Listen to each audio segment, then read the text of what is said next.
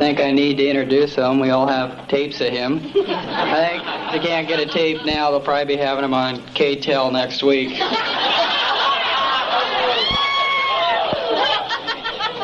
Bobby from Southern California.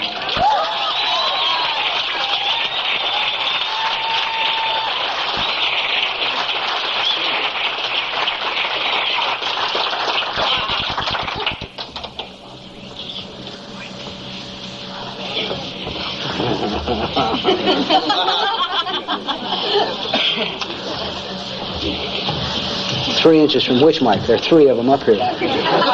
This one? Yeah. Okay. Like so. Neurotic. You watch your neurotic at work here. Sorry about. I am Bob Earl. I'm a drug addict and alcoholic. You guys just have to forgive the delay, but your committee is of the old school. They sort of figured that when you finished eating, the banquet was over, and then the meeting began, and you can't keep anybody out of a meeting, right? Right. I support that entirely. I'm glad to be in Seattle and to squash all rumors. Now I'm not quitting talking forever, just for the rest of the year. It's been a short year for me. I'm used to long days. It's about time I had a short year. That's for a lot of reasons. Maybe I'll get into them, maybe I won't. We'll see what happens. Most of it is I'm just in a place of personal change in my life, and I'm too vulnerable to have to lay it out on a continuing basis, because it's I have to get adjusted, and it's an easy temptation when you talk a lot to not project the new person you are and drop back into the old one that everybody's familiar with. And unfortunately, the old one is trying to kill me, so I'd kind of like to lose his ass and move on, you know. So we'll try and leave him out of all this. As you sit here tonight, I want you to give a little thought to this, and it's very difficult, or at least it's always been extremely difficult for me, that beyond any contest or beyond the shadow of any doubt, the single, absolute, unequivocally most important person in this room sits in your chair. Okay? Think about that for a minute. The most important person in this room sits in your chair. There is nobody more important. Nothing. I have tried all my life to be anything other than me. Always I could find somebody that had a better deal. They either looked better, they had more money, they drove a better car, they had a flashier broad, thank you very much. They had a better house, they had a better sense of humor, they had more friends, they had better dope. But I could always find a reason to be anybody but me. And you know, the funny thing is, we read all these metaphysical books, we work this program, and everything in the program says, well, you got to learn to give, right? And if you're going to have a relationship, you got to be loving and intimate, and you got to be caring, and you have to be considerate, and you have to be kind, you have to be honest. And it's took me 17 years in this program to learn that I can't be caring with you, I can't be intimate with you, I can't be honest with you, I can't be considerate of you until I can be caring about me, until I can be intimate with me, until I can be considerate of myself, until I can give to me. See? It's easy for me to give to you. You know, I mean, I don't know about anybody else. I came from the streets, man. Giving and buying and maneuvering and moving is part of the game. It's control. I give to you, I own you. No big deal. Simple. See? So I gotta learn. I don't want to receive. Don't give me nothing. I don't deserve anything. I'm a little less than, you know. I mean, don't be bugging me with this horse shit about being a good person. I know better. Ask my parents.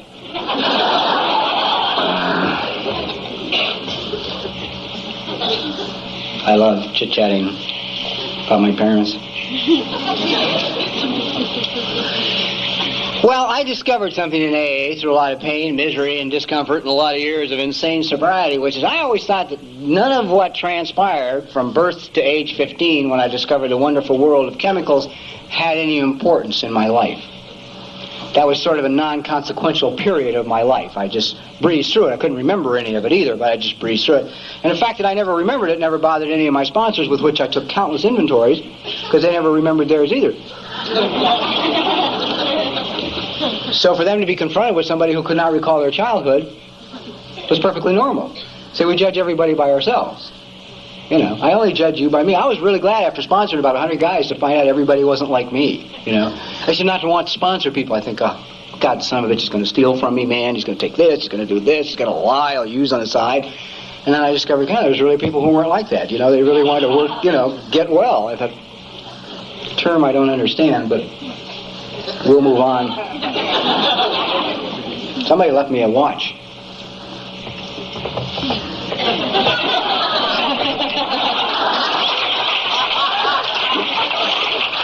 Gave it back. That time after 19 and a half years, goddamn. There was a moment there, that'd make a nice gift.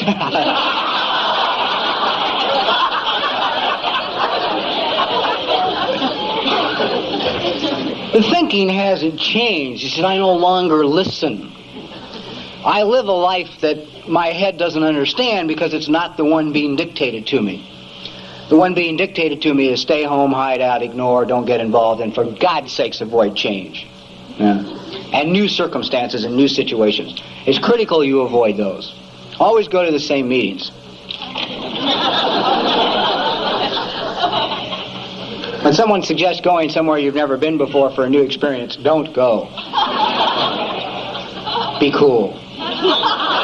Oh, no, you know, man, I don't think, I got some other things going on. It's all right, you know, I'll catch you next time.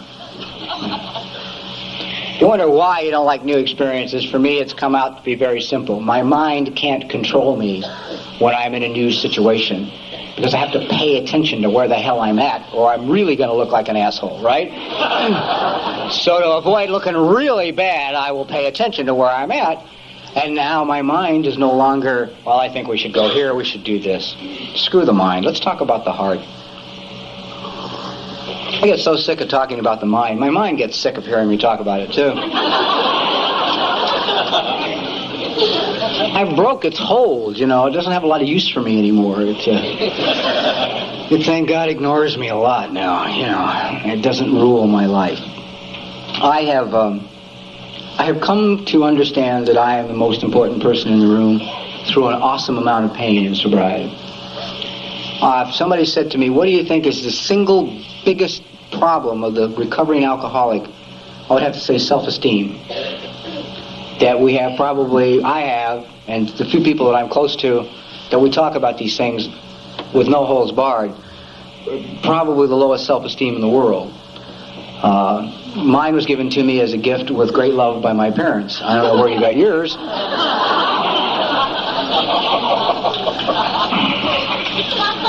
My parents understood their limitations. They were smart enough never to get a dog.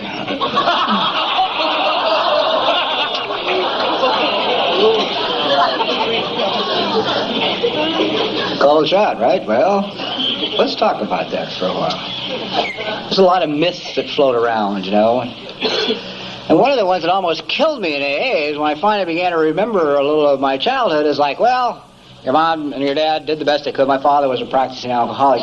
I don't know if you have it up here, but in L.A. and in New York, Al-Anon has a program that's for the children of alcoholic parents. And it's awesome. And as a child of an alcoholic parent, you can be 50. I mean, right? It's not for kids, babe. It's for... And most alcoholics I know who go to these meetings can't stay through the first part of it. That the preamble that they read is so devastating to those of us who are alcoholics, who grew up with alcoholic parents that were almost forced to run because they read your personality for you, right? While you sit there and listen, and it's a result of what happened to you. Well, I've been conditioned to not believe that. I've been conditioned to say, well, accept the responsibilities for the asshole you are and go on about, you know, being that and forget it.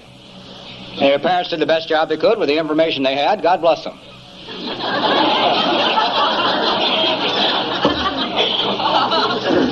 That's true. Absolutely true. There's nothing incorrect or wrong with that statement. My mother did to me what was done to her by her parents, and my father did to me what was done to him by his parents. They gave me all the information that they had gathered from their own parents. They did the very best possible job they could do. They couldn't have done it any better under the circumstances with the information that they had. Here's where the big problem came in with me and a lot of other people I know. Somehow everybody says that, and then they close the door on the past. Well, they did the best job they could, now I'll go on with life. Right? My parents did the best job they could. The reality is, it was a rotten fucking job.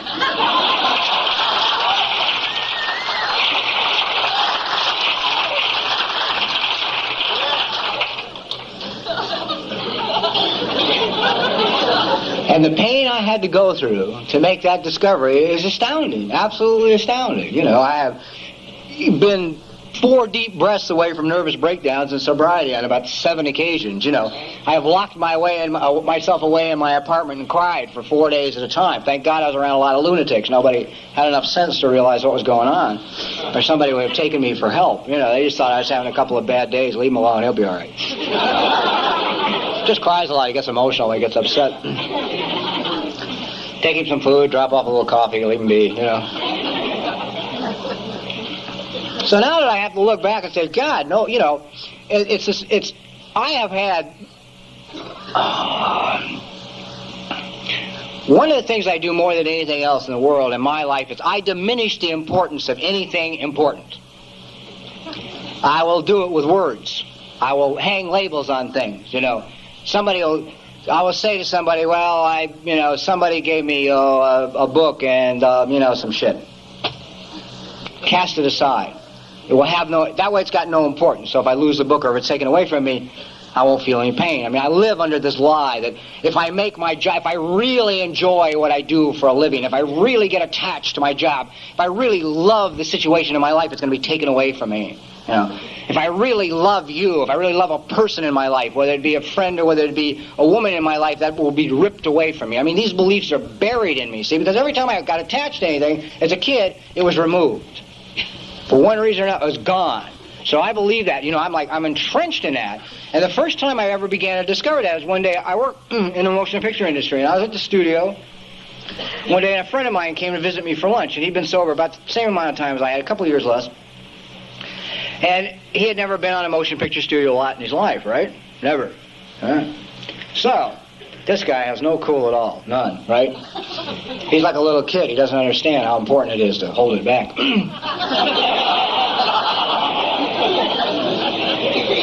He's walking around that studio and I don't want to know him, right? He's going, wow, look at that. Jesus, what's his name? What the hell is he? That's the guy from MASH. Oh, God, look, isn't that? I mean, right, all through lunch and they comment, he's like, wow, oh, Jesus, oh, great. God, I think you're terrific, right? He'd walk over the fucking, God,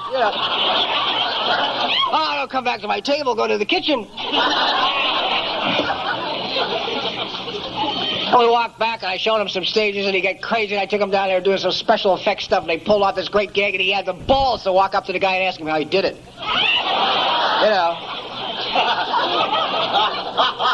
I've been in the industry 11 years. I didn't know how he did it because I never asked, man.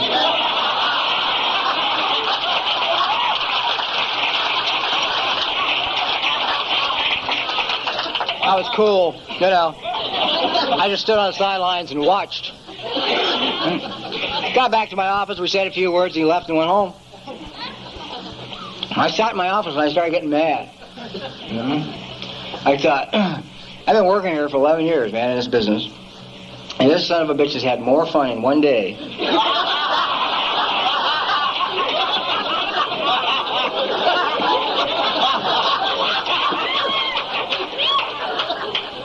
with what I do than I've had in 12 years. And something's got to be wrong with my philosophy, because he had a genuine great time, He left saying, God, we got to do this again, man. This is wild, And I'm thinking, if you come to the gate, man, all the guards remove you, I don't even want to know. So I thought, I'll go walk around this joint, see what's going on. So I left and I got out and I went around and I started looking at all this stuff. I said, this is a trip here, man. Jesus Christ, nothing is as it's supposed to be, and this is false, and we can make, horrendous windstorms, and we can make Africa and Saugus, and, Jesus, it's like I just suddenly got really turned on to the business I've been in for 11 years. I'm like walking around like a kid, and now I enjoy the hell out of it. It's 2 years later, I love every minute of it. I go in now in the morning, and I'm thrilled goddamn to death, and my problems don't stop from the minute I hit the door, And it's like, it's wonderful. I'm filled with wonder over, it's like, wow, we send out things. We entertain people. It's a trip. It's really great. I said, God, the only person for 11 years who has been keeping you from enjoying this is you. Nobody else. Nobody else. And I started to look at other things in my life. And I said, oh, my God.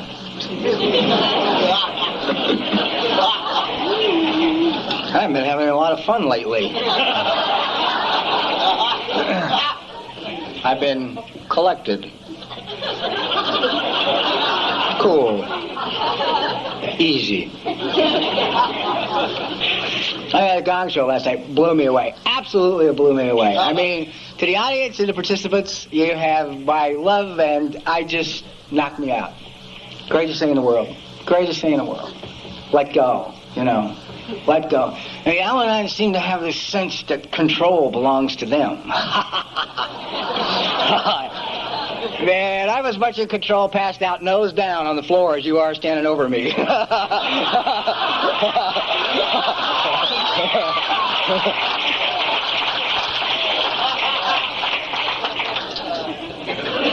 Because I got you standing over me, you know what I mean?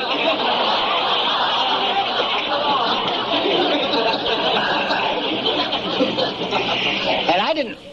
Oh, that's why I was taking my glass. Immediate negative attitude. I don't think she's going to refill it. Somebody got my glass. I will jump to the negative of everything. My mind loves the negative. It doesn't understand the positive, And people have said to me for years, go ahead, hold that thought. Think life is shit. Hang on to that thought. Go ahead, it's tough out there. Hold that one. And it will be. And I used to laugh at this stuff, and I used to ignore this stuff. I used to think it was a joke, and it's true. I mean, you don't have to believe me. Please hang on to whatever solid ideas you have. But it is as you believe it is. It is as you believe it is. You believe it's tough out there, it's tough out there. You believe that you're never going to succeed, you ain't never going to succeed. You believe that, you're a failure in this department or that department or in life itself, and you will continue to be just that. And no one can change that for you. No one. It must be done by you. And that's where the problem of self-esteem came in for me. I was unwilling to do it for me. See, I would do it for you. A prime example came to me a while back. I was injured. Well, I was doing a lot of running, and I was having a lot of fun with it. But the only problem was I had a number of different pairs of shoes with different soles for different services. Typical neurotic. So every time I would change shoes for a different surface, they fit me different, and I'd get a blister in a different place on my foot if I forgot the Vaseline shoe, right? So I was running one day, mumbling to a marathoning friend of mine about this, and he says, Jesus, go to a podiatrist, get some orthotics, put in your shoes, and that way each pair of shoes will stay the same. You just move them from one pair to the other, and your shoes are always the same. And go see this guy in Long Beach. He's terrific. I lived in Santa Monica at the time. Long Beach is a long way from Santa Monica. At least 30 minutes. So I thought, no, I'll go see this guy in Century City. Closer. So I go to Century City, I go to see the guy. He says, well, I don't do those things, but I got a gal who's coming in to practice with me in a month. She doesn't. Now, normally, under usual circumstances, I would understand that God had just closed the door, right? I don't do it. Somebody's coming in a month. And I would have gone to Long Beach like I'd been told to go in the first place, but I said, oh, I'll wait, it's cool. I did, and she came on, and she made me some orthotics, and I went out for an easy 3-mile run, went home, sat down for an hour, and couldn't walk. She made him wrong, I'd thrown my back out. So I am trying to run and limp along, and mumbling to my friends, and they said, listen, what you got to do is you got to go see these guys in Pasadena. They're heavy into sports medicine. The one guy's for the U.S. Olympics team. They're runners themselves. They're the best in the world, and they will fix it up for you and get you on a road of a program of recovery that will get you back, on the trails. Well, I thought about it, and Pasadena is further than Long Beach, for Christ's sake. Tragedy here is I would drive you to Pasadena. If you came to me and said, my back is out, and the doctors that have been recommended to me are in Pasadena, I'd say, Jesus, get in the car, I'll take you. But I'm not taking me. I'm going to the marina, which is closer. This chiropractor comes out, he's 40 pounds overweight. I mentioned the word running, and his eyes glaze over.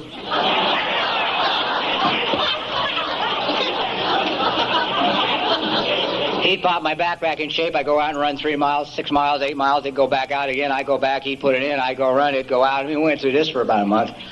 Finally, I got in the fucking car and drove to Pasadena.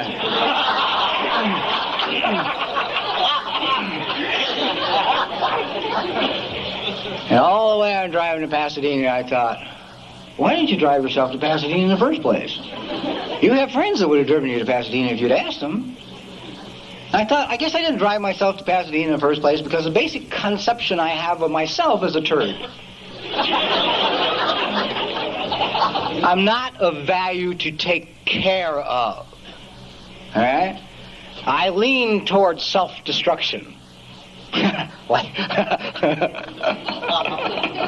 lot towards self-destruction. But you can do it thinking. You don't have to do anything. You just sit home and think your way right into,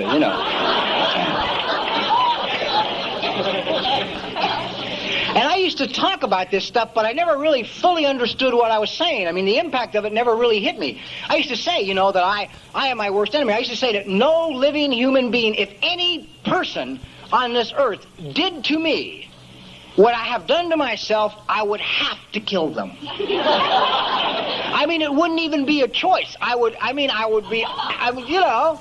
have to kill. Nobody would think of doing to me what I've done to myself. I've said that for years. I talked about that for years, but I never made that goddamn connection. So it kept escaping me, because I kept thinking that was okay. I'm wrong. I'll do this to me. It's okay. What the hell? I can handle it. I'm tough. Fuck it. One more time. God damn it. Don't be gentle.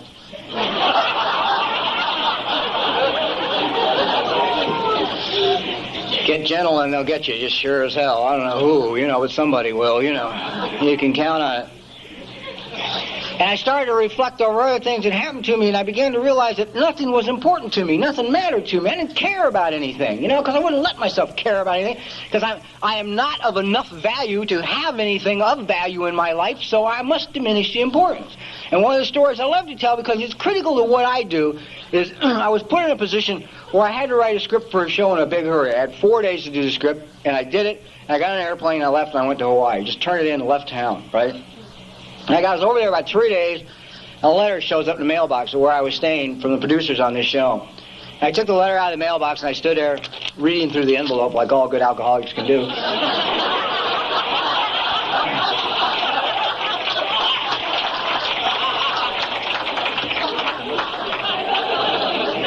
And I knew what it said. It said, not only will you never work for this show again, you'll probably never work for the studio again, and we have our way, you'll never work in the goddamn industry again. This is the worst piece of shit we ever read in our lives, right? Finally, the gal standing there in the driveway with me, watching me stare at this envelope for about 5 minutes, figuring it out. So why don't you open it up?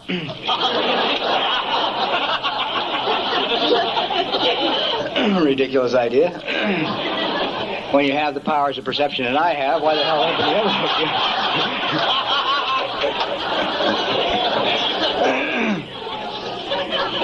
So I opened the envelope, and the letter said, well, we want to thank you very much for the care and the time and the love that you put into the script. It's one of the finest scripts ever written for this show. We're so moved by it, we refuse to rush it to production. We will wait till you come home to make the changes so we can give it the time and the money that it deserves. Lots of love, the producer. You know what my next remark was? Well, at least they aren't pissed off.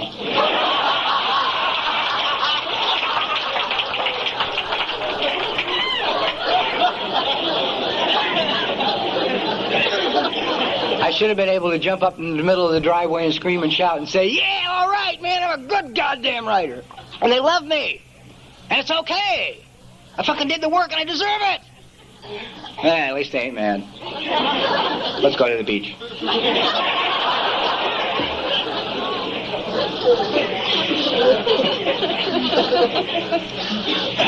Well, you say, God, how does that happen to you? You know, I mean, how do you get like that? What the hell did I do that I think so poorly of myself? Where did I get this value system that I use, you know? I remember a story, I haven't told so long, God, it's funny this came to me.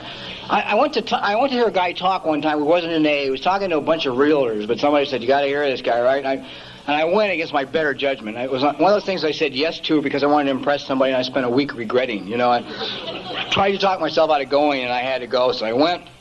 This guy talked about levels of spirituality, but there's never a message in here because it's a heavy message about value. And he's saying there are different levels of spiritual awareness or life. And that the lowest level of spiritual reality is where things are more important than people, where an object has more value than people have. And he said an example of this, he had like 4 kids, and an example of this had just transpired in his own home. His sister-in-law had given him a very, very expensive porcelain pitcher from Europe, an antique one. And his 8-year-old daughter was carrying this pitcher filled with milk from the refrigerator in the kitchen. I already liked the guy, right? Because it was in use, not in a glass case. Was carrying his pitcher from the kitchen to the living room, and in stocking feet, and she slipped on the kitchen floor, fell, dropped it, and the pitcher shattered into hundreds of pieces all over the kitchen floor. And he said, at this exact instant in this child's life is a critical, critical moment. Because how we respond to what has just happened is going to be how she views herself in all the rest of her life in relation to objects. He said, now we could have jumped up and said, you goddamn dummy, look what you've done. You broke this valuable pitcher. And he said, but instead we rushed to her and we said, are you okay? Are you hurt? Are you fine? Did you ever drop anything in your house? I dropped a couple of things around my house. Nobody ever asked how I was. They just waited for me to get up so they could knock me down again, man. You know. He said after we got all the glass cleaned up, all the milk cleaned up and everything, we sat down and we discussed the impracticability of carrying heavy objects on newly waxed floors and stocking feet. He said the next low level of spirituality is where animals are more important than people.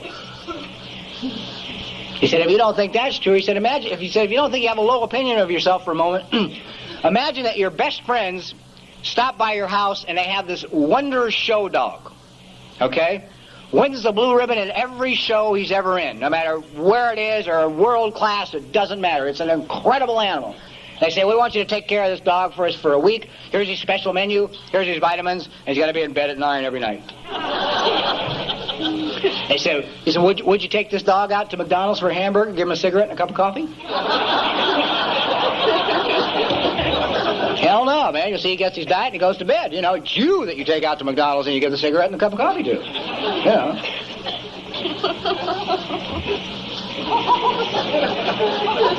He said another example of when animals are more important than people is he said him and a friend of his, a third friend of theirs had claimed a racing horse at Santa Anita.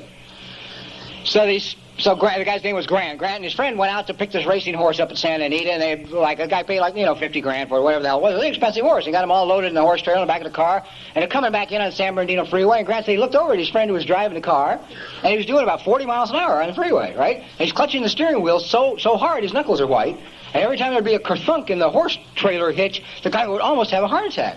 And Grant said to him, what the hell's the matter with you, man? You know, and the guy said, Jesus, I have never had anything this valuable in my car before. And he said, I looked over and said, you son of a bitch, I'm sitting next to you. I'm a human being.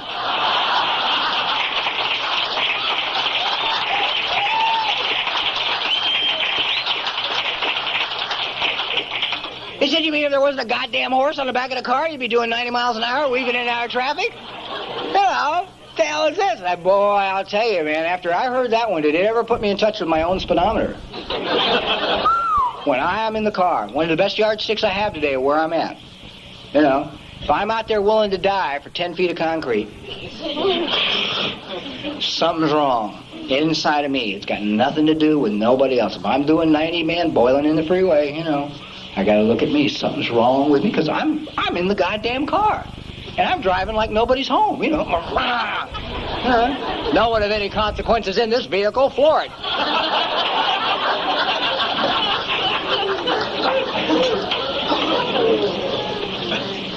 He said the next level of spirituality is false humanitarianism. He said it's where you do something for someone and make sure a large number of people know what you have done. There was another level, I don't remember what the hell it was, and then he said, and this is very appropriate to us, and I think it should be very important to us, he said then the last and the top level of spirituality is where we finally come to the realization that we are it. That we are definitely, truly, in fact, God's finest creation. That we are the most important thing on this planet. And the only thing we have of any value is ourselves and each other. And any time we put anything in between those relationships, me with me or me with you, something's wrong. Something's wrong spiritually if I put anything between you and me. Or if I put anything between me and me. It's easier. It's as easy for me to do it to me as it is to do it to you. And if you think about us in AA, my God, how important are we to each other? I mean, that's what this program is all about. Is you're putting your hand out to me and saying, hey, I love you, I care about you, sit down, let me help you out. You know? And then I never knew why. I mean, I don't know how many alcoholics do. Most of us would come in here and can't figure these people out. Wonder what the hell they want. What do they want? You know, what do they want? They gotta want something. Nobody does this for nothing. You know, I certainly don't.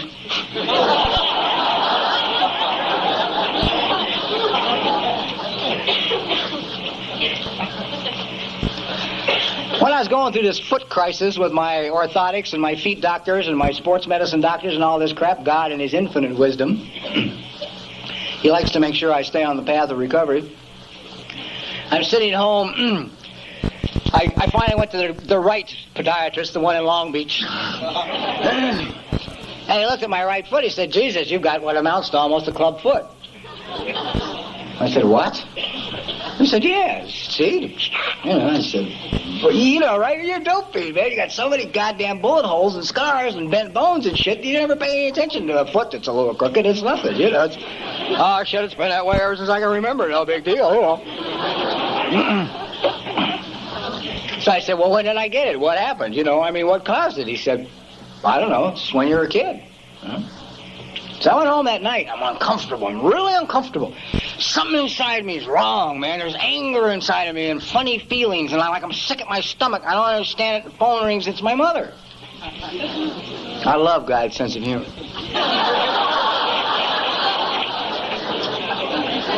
And she opens the conversation complaining to me about her foot doctor that she had been to that day. You want to talk about timing? So when she got done with her usual routine, I said, as long as we're on the subject of feet,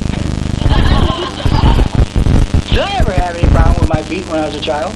Because I don't remember. She said, oh yeah, you had weak arches. High arches and they were weak. I said, and? And she said, well, we had to get special shoes for you, for these arches, and they were real expensive. They were very, very expensive shoes. They cost a lot of money. Oh, fuck. You know, that stuff is... yeah, do you want to know why I walk around feeling like a turd?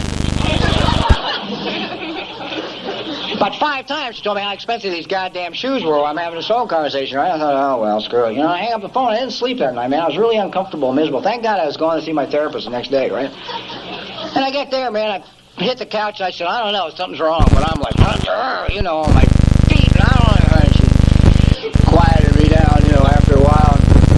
She said, let's just take it back, you know, let's just quietly walk back and find this little boy and see where he's at and see what's going on. And I found him, you know, and he was about 2.5 years old, and he was standing there in a little pair of short pants, and he was in a hallway in a building in Colorado, and he was crying, see, and he was crying because his shoes were too goddamn tight. They were too small, and they hurt. And he was relating to his mother that his feet hurt. His mother was telling him not to mention it because his father would get pissed off because his shoes cost too much money. And you wonder why I feel like a turd. Right? We walk around thinking all those things have no consequences. They have staggering consequences. Staggering. I'm not worth buying shoes for that fit. It took me 10 years in this program to quit dressing like a bum. You know, it's been It's taken me forever to get where I would buy good clothes for me, you know. I had a meeting last week, 2 weeks ago. I was at a network, and it was like all the way to the top, the big kids, right? So I looked in the closet, and the only blazer I had gold buttons on it, but one of them was different than the others, you know. Because the cleaners had lost 3 of them and found 2, and I didn't have enough goddamn self-worth to make them buy me 10 new ones. I looked at it, I'm not going to do this to myself, right? I really felt great. I looked at it, no, man, screw it. Out I went, bought about $500 worth of stuff, couple of jackets, slacks, went home. Sunday night, I figured out what I was going to wear Monday morning, so I didn't have to get crazy with that one. You know, I've gone under trying to figure that one out. Ever dressed for an important occasion? A good neurotic can just absolutely collapse in front of the mirror. You know.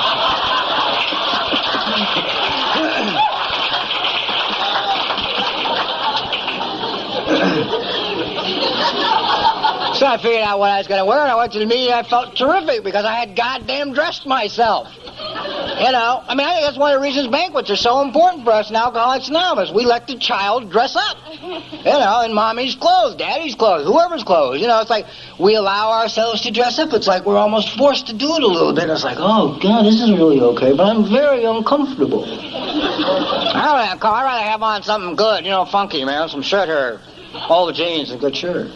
Why am I uncomfortable in good clothes?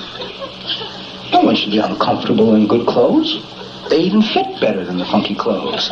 They're made of better fabric than the funky clothes. They're basically more comfortable. Right? Guess you don't deserve them. That's why I'm uncomfortable in them. I don't have enough value that I can wear them, you know. That's changing. All right, I'll close my glass again. Well, the mind doesn't quit. We went down to the market today, right?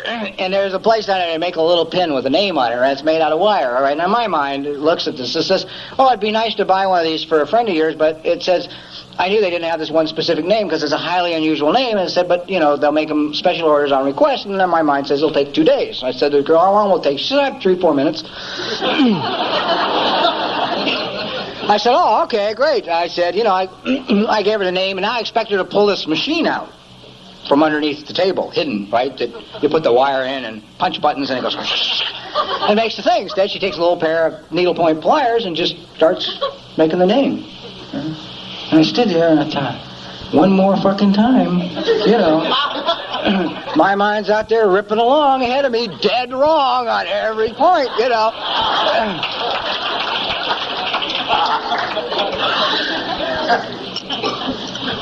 You're better off following a lunatic than you are your own mind.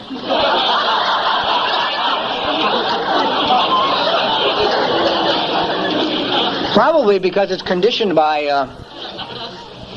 all the wonderful childhood experiences that you have had. Somebody said to me the other day, the gal I go to the latest is there, she said, well, you know, when you understand, one of these days, you're going to have to find it in your heart to forgive your mother.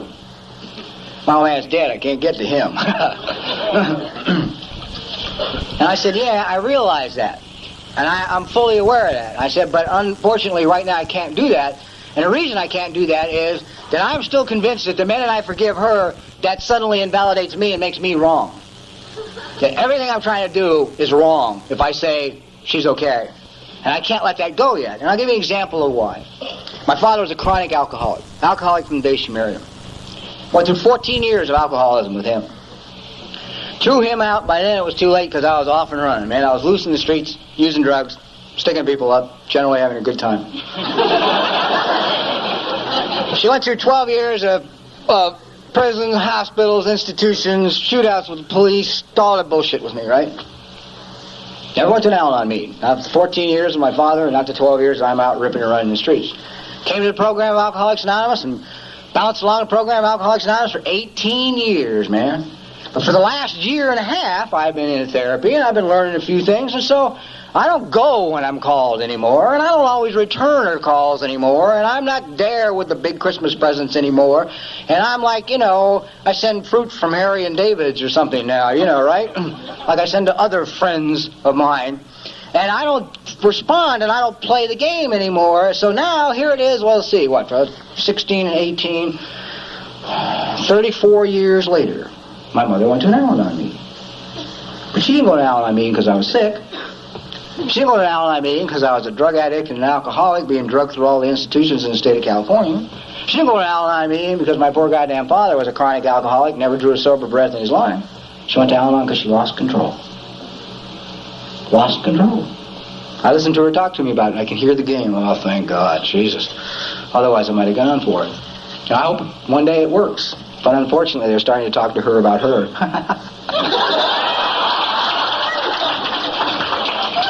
Not her favorite subject. I am her favorite subject.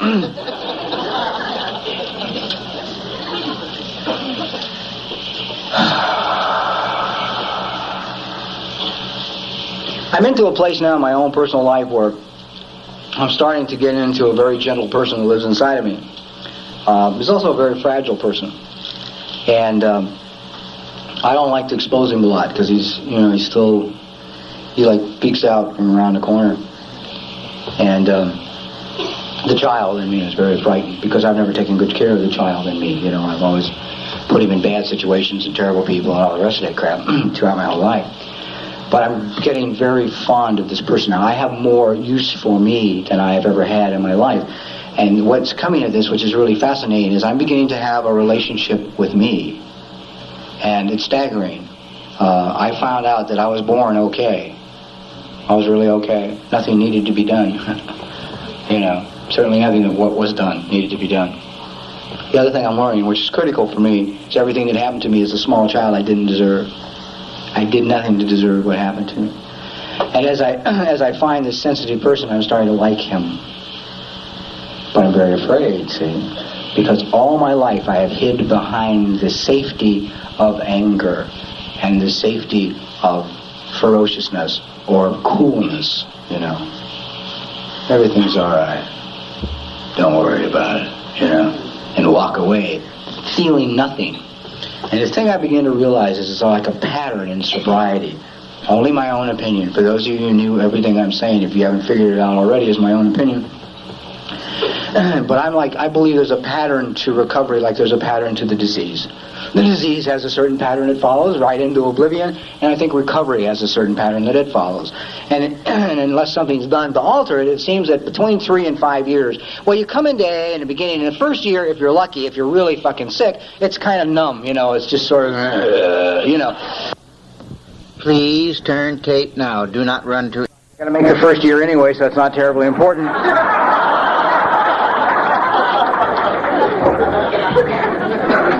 So you just wander around. And the second year comes, and if you have insane sponsors, you're like so goddamn active you can't see straight, right?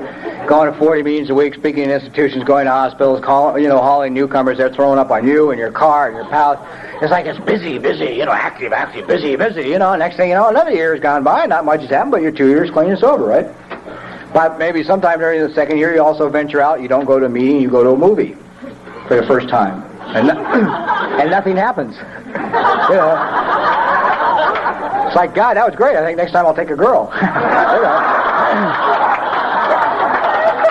Probably get in trouble, but I'll do it anyway. Then you get into the third year, and you're still a little busy, but you slow down a little bit, but you start to get a little uncomfortable. You don't worry about what the hell. You figure, that's all right. Sobriety's got to be uncomfortable at some point. And then you start rolling into 4 and 5. And if you pay any attention around AA, you'll notice that there's a very noticeable absence of people with 6, 7, and 8 years of sobriety. And the reason I believe there's a noticeable absence of people with 6, 7, and 8 years of sobriety is that 5 years your feelings come back. Right? We have spent, if you're like me, you have spent your entire life doing anything you can do to avoid feeling what you are really feeling at the moment.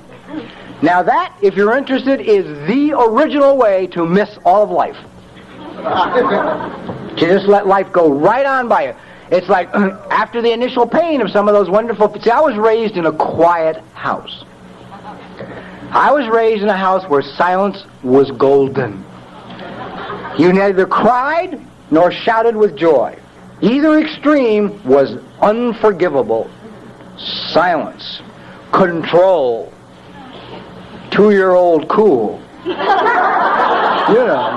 Only to stay alive, man. You learn to be cool, to be contained, to be controlled. I forgot where I was going. It was very interesting, but I lost it.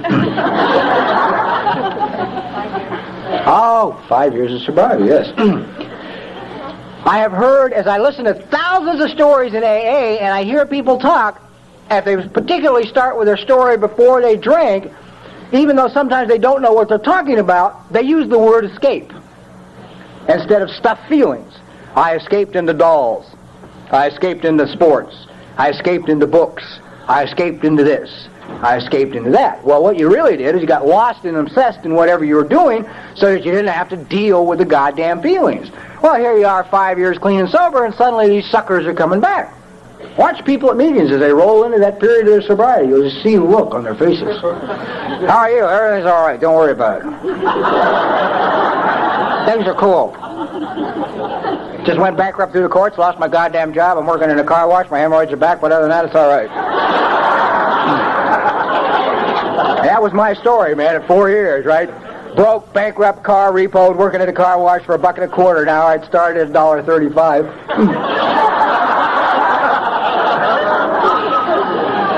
Just generally roaring through successful sobriety. Friend said, take a cake. I said, nah, man, there's nothing to say to the newcomer. Yeah, what the hell I say to the newcomer? Come in here, bust your ass for 4 years, you can be broke, no car, sleep on a guy's couch, working a fucking car wash, right?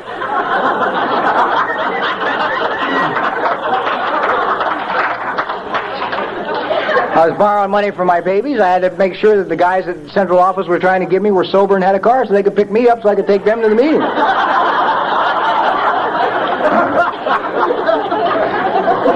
And on top of all that, the feelings are coming back. And I don't want to deal with the feelings, so I got angry. I went through about 5 years of anger in AA. It was like energy. I went for the energy, anything but...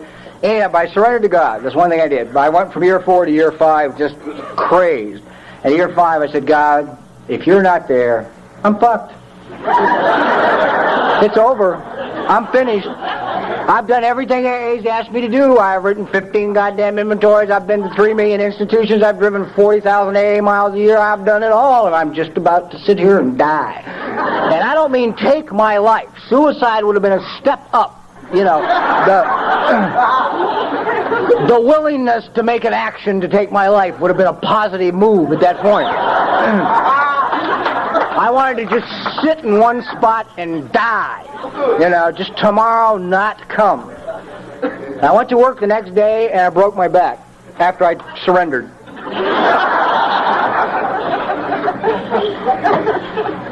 And they hauled me to the hospital with my broken back, and I'm laying in the emergency room, and my mind is screaming at me, see, you dumb son of a bitch, I told you the minute you got next to God, he'd get you. And another part of me is saying, shut up. Quit thinking. And for the first time in my life, I decided not to let appearances, and this is so important, man, have an impact on your belief system. I decided to hell with it. I was going to do what was put in front of me to do, and I was going to believe that my life was in perfect order no matter what. Okay? Broken back, lost job, disability, screw it. My life is okay. God's here. I'm in order. Because I had worked it out for 5 years, and there I was. That was the best I could do, was the car wash, and that's it, So I did what I was supposed to do. Filed for vocational rehabilitation, filed for disability, went every month to the disability people. It was a tragedy and a joke, right? You know how that shit goes, right? I'm a fruitcake. They gave me 5 aptitude tests. I came out 5 different things. And it's like, we just couldn't communicate. And we went through 6 months of this, and I just kept holding to the idea that I'm all right. I don't understand it, but my life's okay. And one night I was sitting there in my little apartment reading TV Guide, and there was a thing in there that said, would you like to be a writer? Right? Very funny. I said, geez, I think I'll try this. Tore it out, went in the next day to my vocational rehabilitation counselor, gave it to her. I said, I think I'd like to be a writer. She laughed so hard, she almost, literally, I swear to God, fell out of her wheelchair. She almost went out,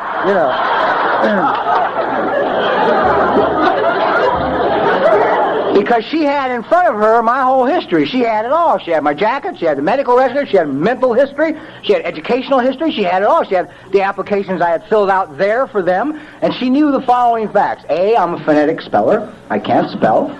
Okay? I'm one of these that says D-E-D is dead. D-E-D spells dead. The A is unnecessary. She knew I had failed English ever since the 4th grade. She knew I had never written anything. She knew I had never read anything. She knew I didn't know anybody that wrote anything. She knew I had never done anything that had anything to do with writing. I had a tough time communicating on the goddamn, applications, right? God, however, in His infinite wisdom, can knock out anybody, including bureaucracy. Listen to this. Pay attention. Because your mind will sell you short out there all the time. Well, I'm finished. This is the state. You can't deal with the state, If God ain't bigger than the state, we're all in trouble. Well, she took the ad into her boss and said, here's what, the kid wants to do.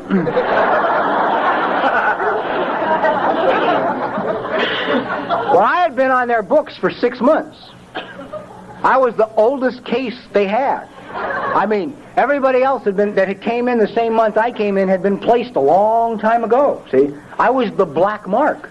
This guy would have signed for basket weaving for me. Anything to get rid of me. So he signed.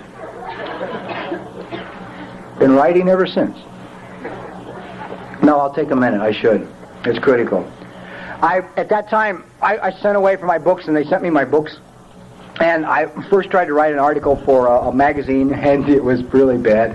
And then I tried to write a short story, and it was worse. And I'm reading my books, and it said it's critical that when you begin to write for a medium you're familiar with. And I thought, well, Jesus, I never read anything, but I've logged a lot of hours in front of the tube, both sober and stoned, so I'll try and write a television story. So I tried to write a story for Bonanza. Now, I never lived in the Old West, so it was as bad as a short story. It was worse, really, because never mind, but it was really horrible. And I made it a point at that time in my sobriety not to know what the people I hung out with did for a living, because I was easily swayed. If I knew that John was a bank president and Fred was a plumber, and Fred came up and said, let's go to coffee after the meeting, and 2 minutes later John came up and said, let's go to coffee, Fred was in trouble, right? Because I knew I could handle my own plumbing, but the banker I might need someday, so I'd go to coffee with a banker. So I just never asked people. One night my buddy drops me off after a meeting because I still didn't have a car, and he says, what are you doing nowadays? I said, well, I'm trying to write a story for television. He said, no kidding, that's what I do. I want you to listen to God's handiwork here, okay? In my life, all right? God's hand, he must have felt I was very valuable, because I want to give you some of the moves that took place. So he said, listen, if I can ever do anything for you, help you out, let me know, right? I said, oh, God, great, right? So after I looked at this lousy Western, I kept reading my books, and it said, no, write. Not only should you write for a medium you're familiar with, but write about something you know well. I thought, wow, shit, crime, right?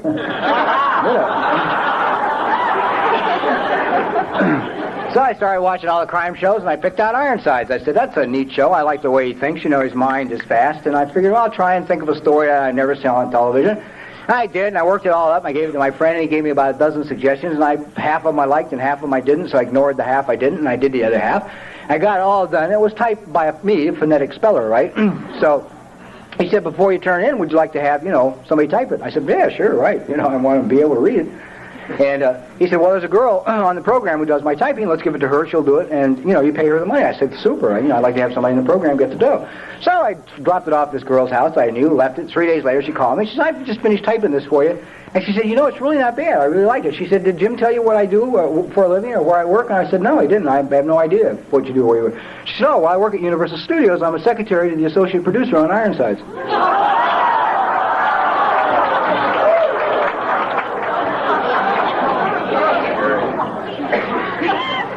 I couldn't have worked this one out on a bet, man. If I had brought all of the massive brain power of the last 46 years of my life to bear, I couldn't have worked this one out. She took it in, gave it to him, he read it, he liked it, and I took it in and they bought it. That was 14 years ago. Been writing ever since. Today I'm a supervising producer at a major studio. They love me, they think I'm really smart, which is funny. I'm in control, I love that control. Now I don't have to put it in my personal life. I got all these other mothers, right? Fix that, go here, do this. No, you can't, he can. It's a trip. I have to go in and be an adult. Oh, my God. That was hard, because, the kid don't want to go in the mornings. I don't want to go, man. more than I can handle. Alcoholics are easily overwhelmed. That's part of the nature of our disease, I've been told by experts, is the fact that we are extremely easily overwhelmed. I mean, getting up can be more than I am willing to deal with for the day. Screw going anywhere. That's not even an issue.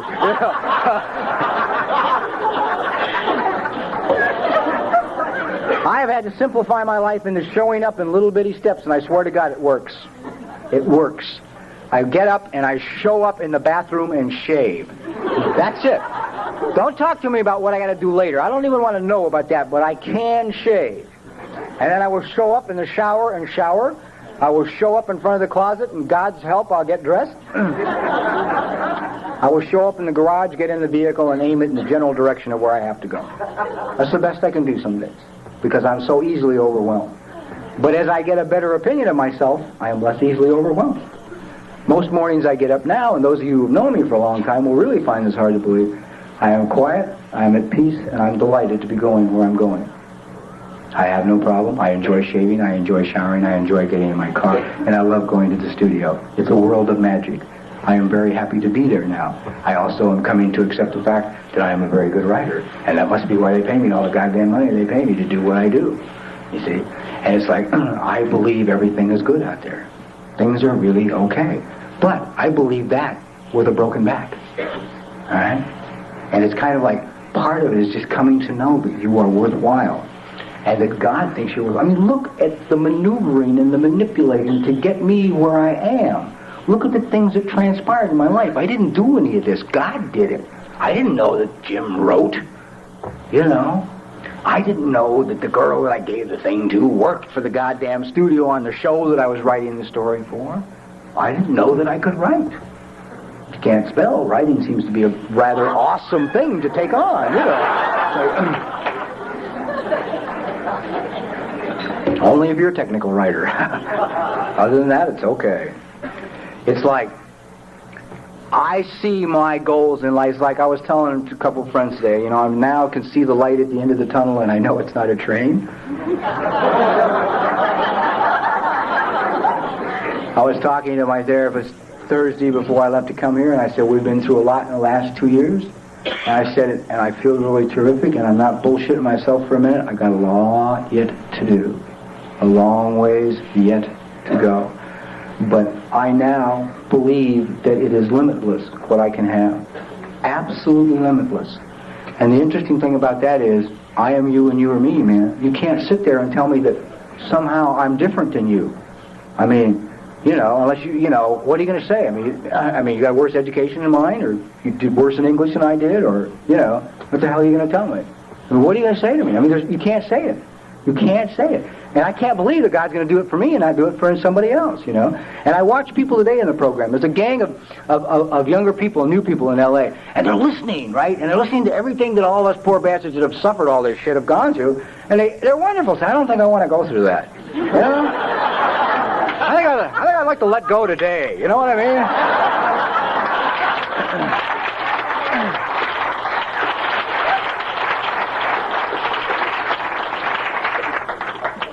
We really appreciate you doing that, but you don't mind if we don't follow the same path.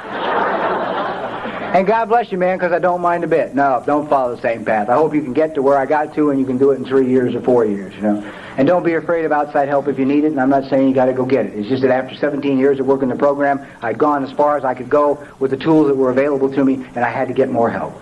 That was only for me. It was necessary for me because I couldn't make any area of my life work. If I had another hour, I'd go into relationships. I don't, but you'll learn enough about those at the dance anyway, so it's not important. I want to say thank you to the committee for asking me, but I want to say particularly thank you to you people in Seattle. The only reason I'm here, I missed about 5 conventions last year for a number of reasons, but the only reason I'm here is I have never come to Seattle, to this area, without always taking something home with me. I mean, this to me is a very special area, and a lot of very special people are here. And it just knocks me out because I can't tell you how much you mean to me. See, I'd never come here that I don't go away from this place a better person, which says a lot for for you and for your program and for your energy and your enthusiasm. And I love the thing about belonging. You know, I get on a plane and come to Seattle. Why? Because I really feel like I belong. I mean, I live thousands of miles away, but it's okay. See, I belong here. So, you know, I don't know if I've given anybody anything or if I can make you feel a little bit better about yourself, or if I can let you know, man, you are the most important goddamn person in the world. You are. And don't sell yourself out for anybody or for anything. And don't do it to sell yourself out for loneliness. You're really important. But I got to say to you, you are so special to me. I am just privileged to come be part of all this. And let's have a great dance, and God bless all of you.